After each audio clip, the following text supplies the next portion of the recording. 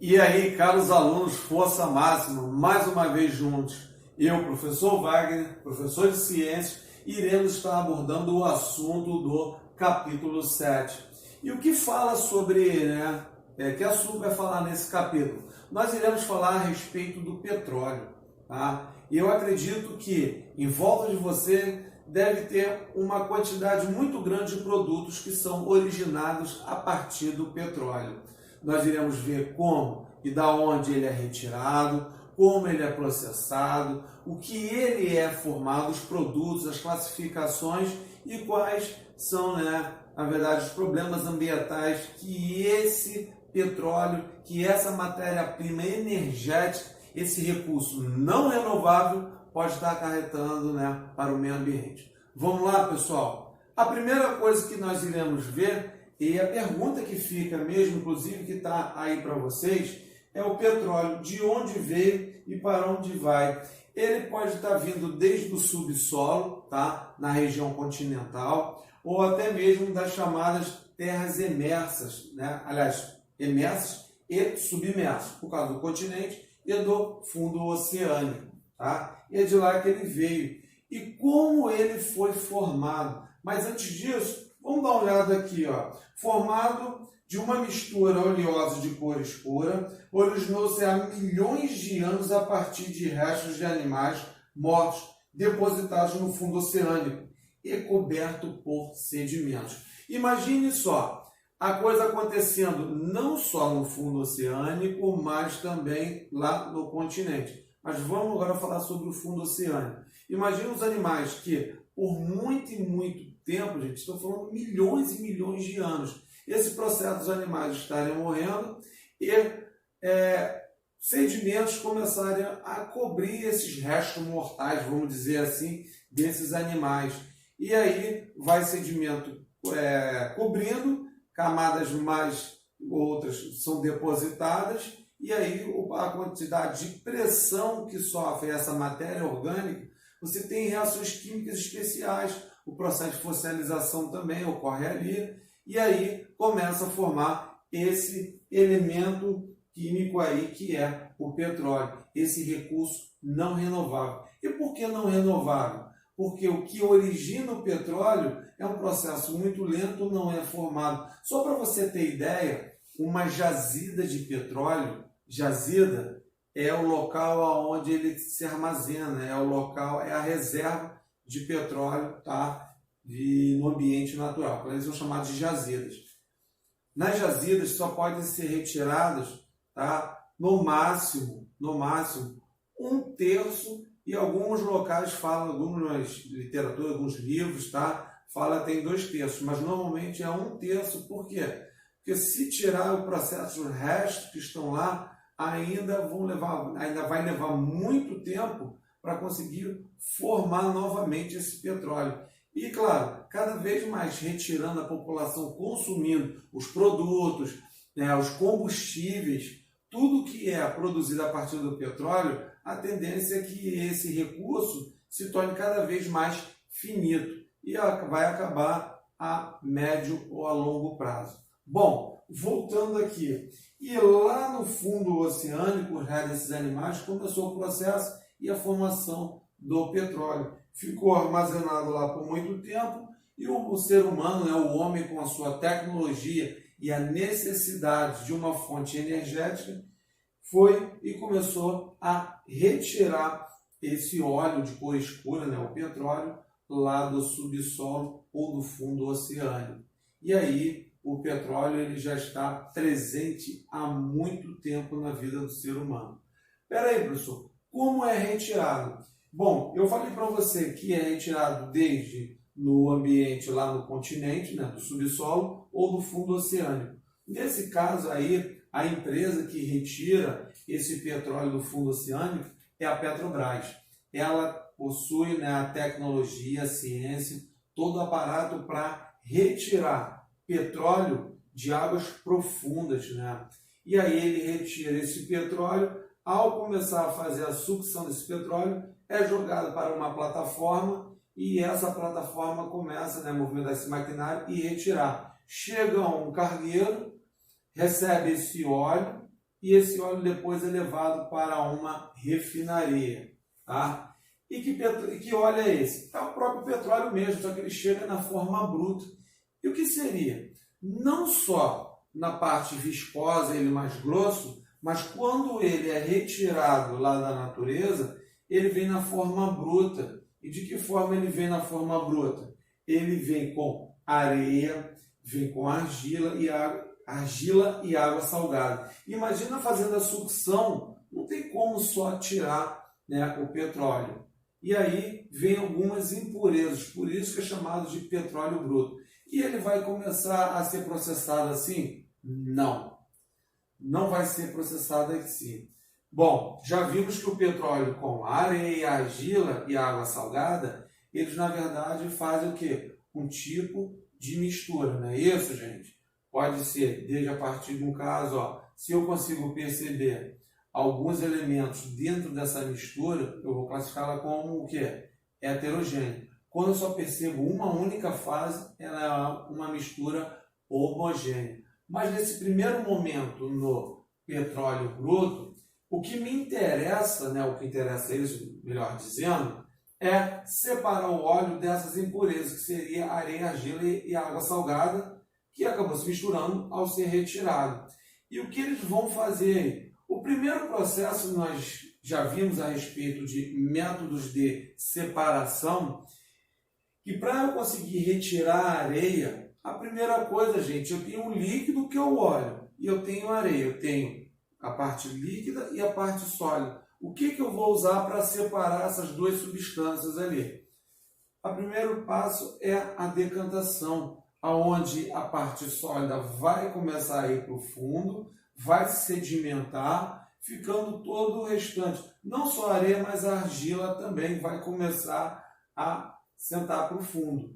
Bom, indo para o fundo, vamos dizer que ainda ficou alguma coisa ainda da argila, mas a areia foi para o fundo. Tirei, e aí o próximo passo é a filtração. Qualquer impureza que ainda fique ainda no petróleo, nesse óleo, na forma bruta, vai ser retirada através do processo de filtração.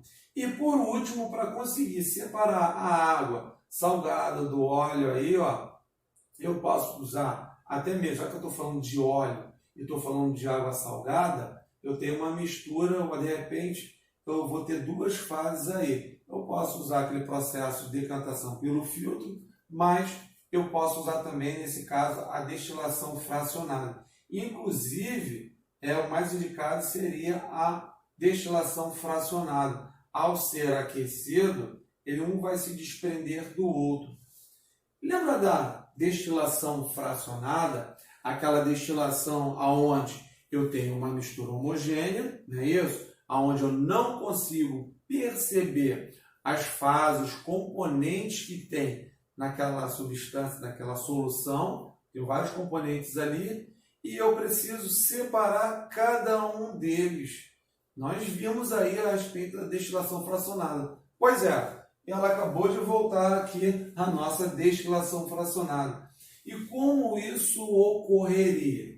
A primeira coisa é armazenar esse óleo agora que já não está tão na forma bruta, as impurezas, ó, já foram retiradas e eu tenho só o petróleo aqui no armazenamento, tá bom? Eu tenho uma reserva de petróleo. Essa reserva de petróleo vai ser bombeada para um local onde eu vou ter a chamada serpentina. E serpentina é isso mesmo, porque esse tubo por onde vai passar esse óleo, esse petróleo, melhor dizendo, ele faz esse movimento de serpente. Por quê? Quanto mais tempo o óleo ficar circulando aqui, né, nesse local muito aquecido, com essa fonte de calor, ele vai começar a sofrer o processo de destilação fracionada. Lembra que a base da destilação fracionada e da destilação simples, assim também como a evaporação, é o quê? A fonte de calor. Lembra disso, né? Fonte de calor. Então, pessoal, ele vai começar a aquecer. E ao ser aquecido até mesmo a 700 graus Celsius. 700 graus Celsius. E ele vai ser aquecido e ele vai ser jogado para esse reservatório.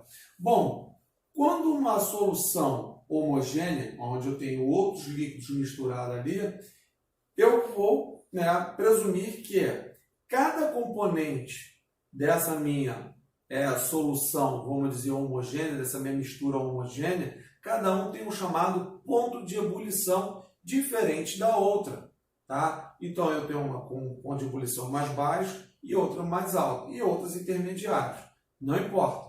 O que é importante eu vou ressaltar é que uma tem um ponto de ebulição diferente da outra, onde tem um maior e o outro menor. Tá bom, pessoal? Vamos lá, então. Quando esse petróleo aquecido é jogado para cá, ó, ele começa, cada substância que está presente, ela começa a sofrer o aquecimento e começa a ser vaporizada. A primeira a sair é a que tem o menor ponto de ebulição. A que tem o menor ponto de ebulição, ela vai evaporar rapidamente e vai subir para a parte mais alta da torre de fracionamento, tá bom? Para a torre de fracionamento. Quando chega aqui, acaba se condensando, ou não, pode se manter ainda na forma gasosa, que é o caso do gás de cozinha, tá? O gás de cozinha. Esse gás de cozinha vai ser extraído, vai ser armazenado para depois, não é isso? Encher aqueles botijões e vender aí nos depósitos, caminhões, enfim, para justamente dar início àquele cozimento daquela comida gostosa que você vai comer. Foi, pessoal? Gás de cozinha, origem do petróleo. Vamos lá. Já a substância com o ponto de ebulição, segundo menor ponto de ebulição, vai começar a subir. Quando ela chega aqui, se deposita, cai nas bandejas aqui, ó, de condensação, vai se condensar, aonde vai formar a nafta e a gasolina. Aí imagina que tem o terceiro menor ponto de ebulição. Vai começar a subir, vai chegar aqui, vai se condensar e vai formar o querosene. Por quê, gente? Conforme a que tiver o maior ponto de ebulição, vai ser a última. Então, por quê? Pelo vapor, quando ela sai desse local muito quente e já começou a resfriar, ela já faz o quê? Se condensa, vai para o estado líquido e é recolhido, tá bom? Por isso, acho que a de menor ponto de ebulição serão as primeiras a sair na torre de fracionamento. Depois o óleo diesel, depois o óleo lubrificante e, por último, os resíduos, o que sobra desse processo de fracionamento. Imagina, está lá o petróleo, começa a sair, né, as substâncias que formam ali o óleo. Começa a sair, vai ficando só o quê? A de maior, né, o de maior ponto de ebulição. Que nesse caso, esses resíduos é a parafina, que faz a vela, tá? Que o surfista usa lá na prancha para ele não poder escorregar. O asfalto, que é usado aí na pavimentação de ruas, né? De locais aí, a pavimentação do asfalto. E o piche, que é usado também nesse processo de pavimentação, o asfalto. Tudo isso, na verdade, é o processo de fracionamento do petróleo. Foi, pessoal? Então, é importante você relacionar o que é o petróleo, da onde ele vem, como é o processo de formação, como ele é retirado, o petróleo bruto, o processo aos métodos de separações aqui, ó, que nós já vimos, tá bom? Ver como ele é empregado no seu dia a dia, tá? E aqui é o método de separação na torre de fracionamento. Foi, pessoal? Agora vamos lá para aquela outra parte, os problemas ambientais devido a justamente o petróleo, que é um recurso não renovável. Ele é conhecido como combustível fóssil, tá bom, pessoal? E assim como todos os seus também derivados.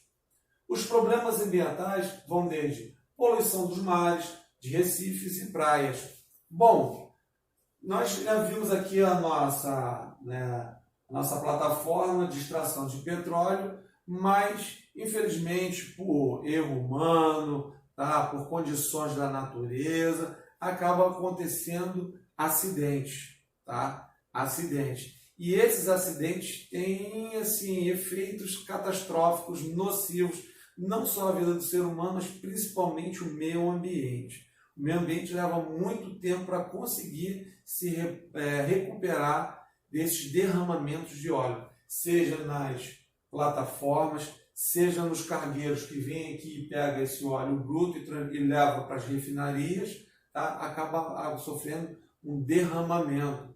Aquele óleo ali, aquilo atinge a vida marinha, aves acabam se sujando com aquele óleo, não conseguem mais voar, acabam morrendo afogadas.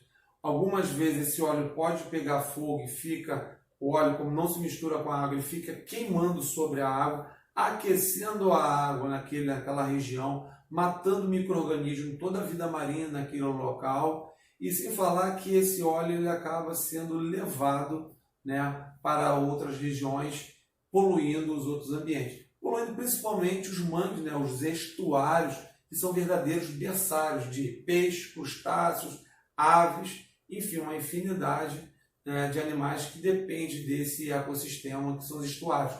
E esses derramamentos de óleo acabam parando nesses locais. É um problema seríssimo.